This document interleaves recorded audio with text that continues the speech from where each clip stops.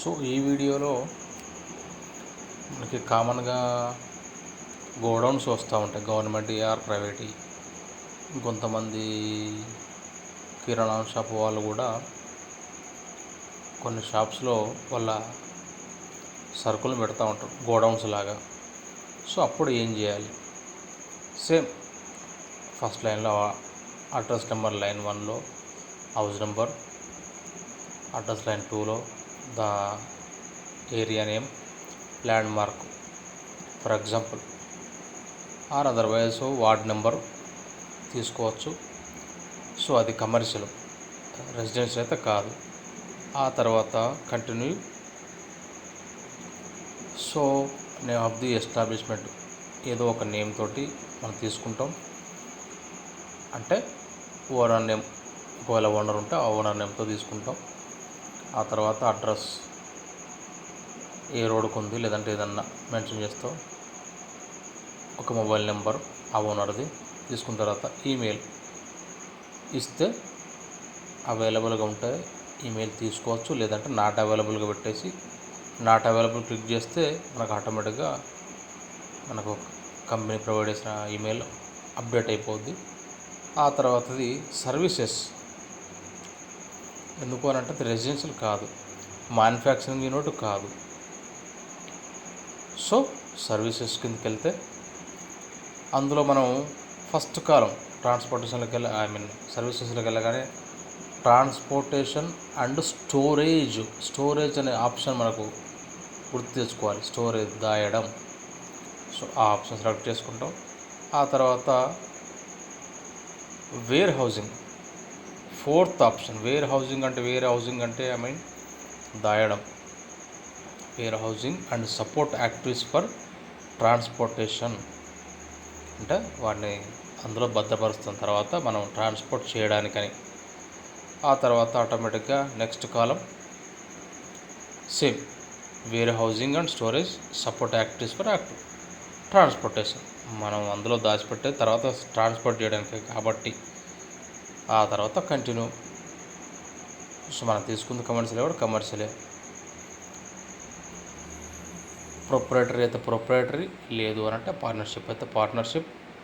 ఏదైనా కోఆపరేటివ్సా లేదంటే self help groups, SHG అంటే మహిళా సంఘాల వాళ్ళ ద్వారా నడిపేవాడియా, లేదంటే ప్రైవేటు కార్పొరేట్ సెక్టారా, ఇంకేదైనా ఇతరత్ర.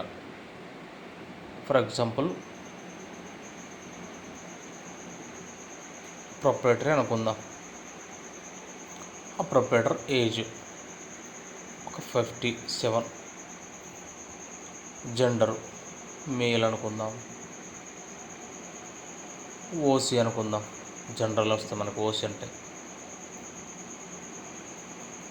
హిందూయిజం అనుకుందాం. ఇది మనకు కామన్గా తెలిసిందే. లోను ఇందులో మనం ఏదైనా సెలెక్ట్ చేసుకోవచ్చు అడిగి, సెల్ఫా సార్ లేదంటే లోన్ ఫ్రమ్ ఎవరైనా ప్రైవేట్ మనీ లెండర్సా, ఇంట్రెస్ట్ ఫ్రమ్ ఇంకేదైనా బ్యాంక్సా సంథింగ్. ఇందులో మనకు అన్ని ఆప్షన్స్ చెక్ చేసుకొని కూడా అడగచ్చు. కామన్గా సెల్ఫ్ ఫైనాన్స్ అని చెప్తారు, అట్లాంటప్పుడు సెల్ఫ్ ఫైనాన్స్ క్లిక్ చేయొచ్చు. ఆ తర్వాత దాంట్లో ఉండడానికి ఇంకెవరైనా వర్క్ చేస్తారా, హైర్డ్ వర్కర్స్, పనిచేసే వాళ్ళు ఎవరైనా పనిచేసే వాళ్ళు ఉంటే, ఒకవేళ చిన్న షాప్ అయిందంటే ఒక ఇద్దరు అనుకుందాం, ఇద్దరు. అది కూడా ఇద్దరు మేలే, ఎందుకంటే గోడౌన్స్ నుంచి సరుకులు పంపించడానికి మగవాళ్ళే ఉంటారు కాబట్టి కామన్గా. ఆయన హైర్డ్ వర్కర్స్ అక్కడ లేరు కదా అనుకోవద్దు, మామూలుగా ఓనర్ నాను హైర్డ్ వర్కర్ కిందకు వస్తాడు. సో ఒక్కరు, అది మేల్ అనుకుందాం. ఇది 0 ఇచ్చేయండి ఇప్పటివరకు, నేను తర్వాత వీడియోలో చెప్తాను. IT. సో పెద్ద షాప్ అయితే IT పేమెంట్స్ ఇస్తారు. పెద్ద షాప్ వాళ్ళైతే ఈ గోడౌన్స్ మెయింటైన్ చేస్తారంటే మనకు IT పేమెంట్ చేసే వాళ్ళే ఉంటారు కాబట్టి మీరు ఎస్గా క్లిక్ చేయండి, నో ప్రాబ్లం. చిన్న షాప్స్ అవసరం లేదు. మ్యానుఫ్యాక్చర్ అంటే అందులో తయారు చేయట్లేదు కాబట్టి నో ఇచ్చేయండి.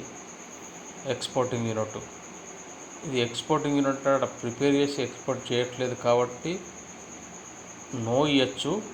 సేమ్ టైం ఎక్స్పోర్ట్ చేయడానికి వీలు లేదు, ఇక్కడ దాచుకున్నదే వాళ్ళు పంపిస్తారు. సో నో ఇచ్చేయండి.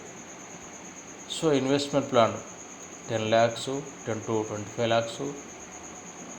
సో ఇన్వెస్ట్మెంట్ మనం మన ఇండివిజువల్గా థింక్ చేసి ఇది క్లిక్ చేయాల్సిందే. పెద్ద షాప చిన్న షాప, మామూలు చిన్న షాప్ ఏదంటే 10 lakhs బిలో, లేదంటే పెద్ద షాప్ అయితే 10 to 25 lakhs ఇవ్వచ్చు. సో నార్మల్గా బిలో 10 lakhs ఇచ్చేసుకుందాం. ఆ తర్వాత యాన్యువల్ టర్నోవర్ 0 to 5 crores కామన్గా వచ్చేదే. కాదు కొంచెం పెద్ద షాప్ అనుకుంటే 5 to 75 crores ఇచ్చుకోవచ్చు. ఇంకేదైనా ఇచ్చుకోవచ్చు, మీ అప్పుడున్న సిచ్యువేషన్ బట్టి, ఆ షాప్ని బట్టి ఇచ్చుకోవచ్చు. నేను 0 to 5 crores తీసుకుంటున్నా, మామూలుగా చిన్న షాప్ అనుకుందామని.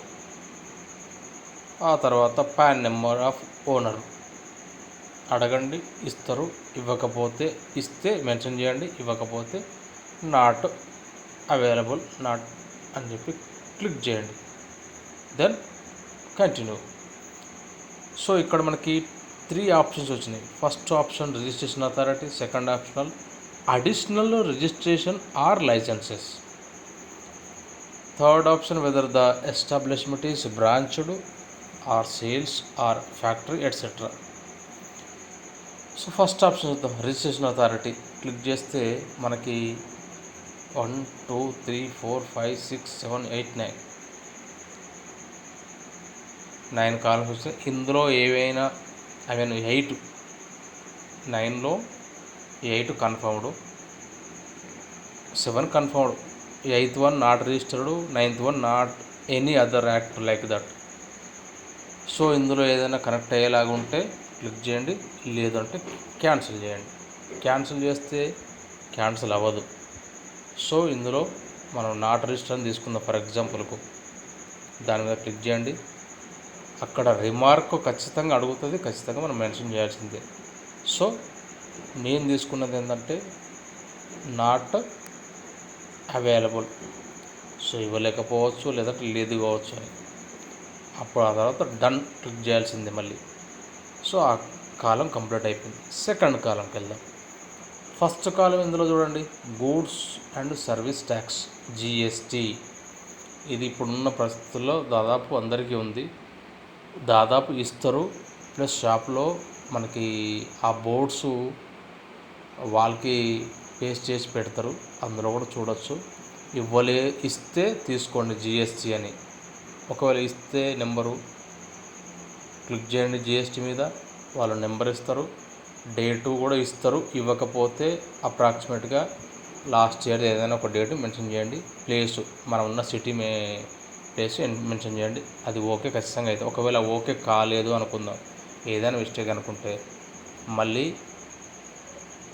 క్లిక్ చేయండి, అది వెళ్ళిపోతుంది. క్యాన్సిల్ చేయండి.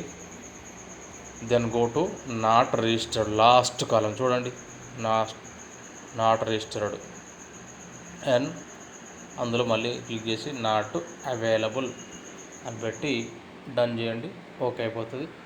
లాస్ట్ కాలం బ్రాంచెస్, సేల్స్, ఫ్యాక్టరీస్ ఉంటే దీన్ని చూసిన తర్వాత ఓకే అనిపిస్తే ఎస్ చేయండి, లేదు అనుకుంటే నో చేయండి. ఎస్ చేసిన ప్రాబ్లం లేదు, నో చేసిన ప్రాబ్లం లేదు.